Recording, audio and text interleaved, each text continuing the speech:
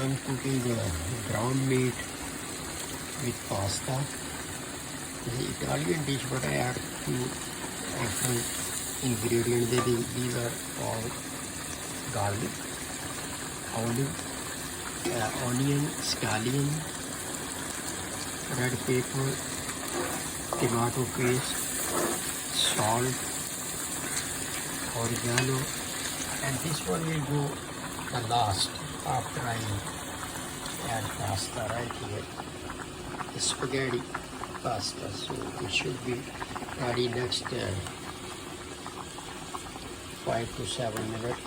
It's almost ready, but I will put properly.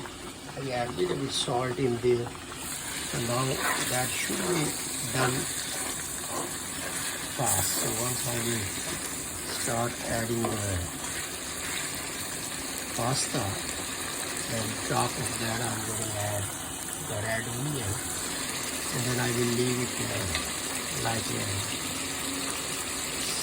around 10 minutes. So then it will be done. I check already salt. Salt is cooked, so now I need 2 hands to work out with that. So I'm going to turn off now.